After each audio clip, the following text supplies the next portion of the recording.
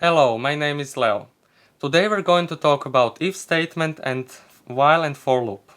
This statement and these two loops have as part of their condition which must be fulfilled in order that blocks which are inside them to be executed, and part of their conditions are relation also called comparison operators which are from digital logic. Here we have if statement with an example on which you can see its form and with flow chart. Flow chart or flow diagram is a visual representation of data flow, and data can go in one of two ways when they come to this decision making moment, which is described here, represented here as a rhombus shape. So if this condition is fulfilled, if it is true, then go in this way and do this block of commands. If it is false, go to the other way. So this is this first if statement.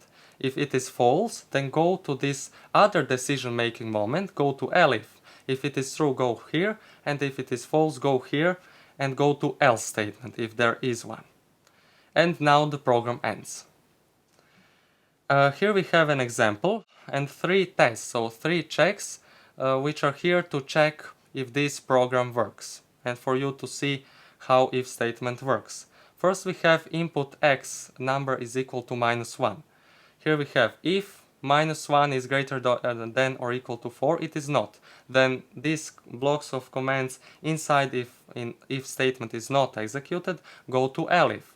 Is -1 smaller than 3? Well, it is. Then execute this command or block of commands. And then do not go to else. So if statement is executed, then elif and else are not. If elif is executed, then else is not. And else is always the final case, which is executed in any other case when neither if nor elif statements were executed. Now we have the second example of test that number is 4. It fulfills the first if statement, so 4 is greater than or equal to 4. So this block is performed. And finally we have number 3 is in input. It does fulfill neither if nor elif statement, so it goes to else where this command of print its number 3 is executed.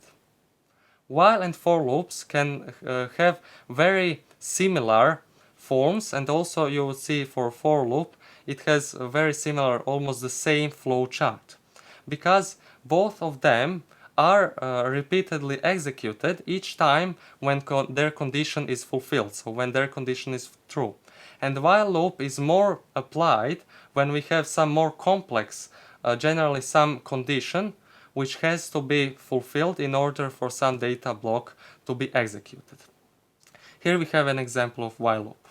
Let's input that 4. That 4 is this x number.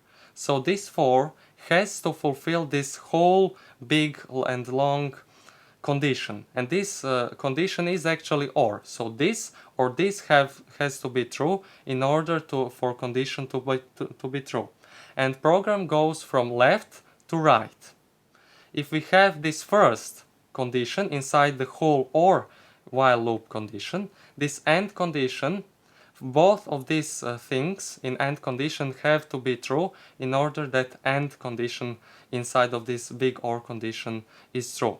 Let's take that number is 4. Then 4 is not equal to 4, it is false. Then false and anything else is equal to false. We have false or something else. So this in the second bracket, something else, has to be true in order that this whole condition is true. 4 times 3 is 12, and it is not smaller than or equal to 11, so the whole while loop, this block of commands won't be executed. So it jumps out of while loop and does some other commands which are after while loop, so outside. And it prints the final value of x. And here we have also an example of number -5, for which we have 3 prints of numbers -5, -2 and 1, which are numbers which were printed inside while loop, meaning that it was executed exactly 3 times, and the 4th time it went to this condition, it was not fulfilled, so it jumped out of while loop and eventually executed some block of commands which is outside while loop. here we have this. So while condition is true, go and execute this block of commands, and when it becomes false, end program. For loop. For loop has this, we can see, very similar form as while loop, but it has these different parameters, 3 parameters, which are actually parameters of range function, which is part of for loop in Python. So here are these 3 parameters: 1, n plus 3, and 2, where n is the number of times that for loop will be executed. But it isn't actually, because here we have n plus 3, so it goes to 13 if n is equal to 10 in this example. It goes from 1 to 13, not including 13, it is very important to say, and by step of 2. So it does not go 1, 2, 3, 4, it goes 1 plus 2 is 3, plus 2 is 5, 7, 9, 11, and not including 13. And it's important to say that each time it goes through for loop, this variable I, for I in range, changes. So it goes, in this case, for 2 up. So I becomes I plus 2. And here we have flowchart, which is very the same as for while loop. It is important also to say that this first and third parameter in range function in for loop do not have to be here if they are 0 and 1. So default of the beginning value is 0, and it doesn't have to be written, but here we have 1, so it has to be written. The default of step is 1, so it doesn't have to be written, but here is 2, so it has to be written here. Now let's compare while and for loop.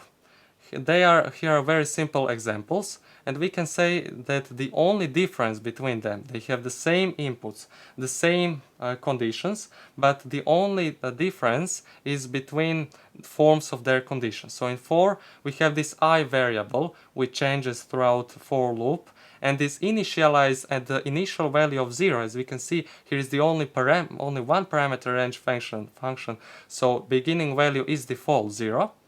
While in while loop, we have to initialize I variable before while, and before and outside while loop, and this I variable has to change within while loop, because in other case, when it didn't change, then we would have a case in this case that I is equal to 0 initialized, so 0 would be always smaller than 3. So this condition would be always fulfilled, so this while loop would perform to infinity. And the only way we can stop it is by stopping it on keyboard, for example. And this is very important in phases. Here we have something more complex. This is algorithm for calculating arithmetic mean of some numbers. And here we have again this for and while loop comparison.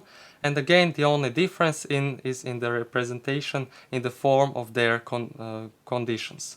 And here we have also this output, their output. Nested loops are loops which are within some other loops. For example, here we have for, which is nested loop within this outer for loop, and while within outer while loop. We can also have while inside for, or for inside while inside for, and so on. So nested in nested loops and so on.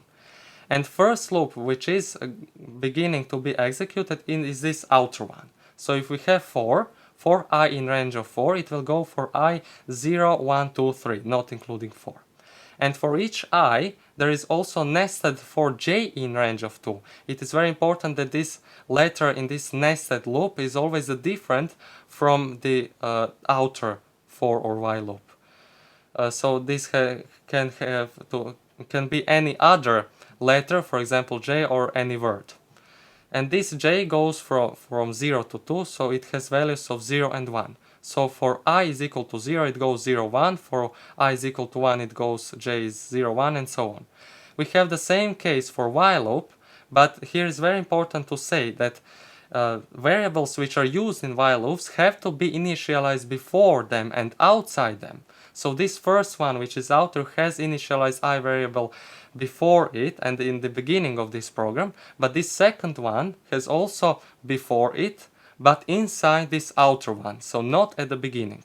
If we had this j equal to 0 initialized at the beginning of the program, then we would have only one going through this nested while loop, because if we have I is equal to 0, then j becomes 0, then j becomes 1, and finally j becomes 2, and in the next going we have that I is equal to 1 and j is equal to 2. So 2 is not smaller than 2, meaning that this nested while loop inside of this outer while loop won't be executed at all anymore. And this is very important to say, this principle of initializing variables in while loops. Now you've learned about if statement and while and for loops. Thanks for watching and stay with us.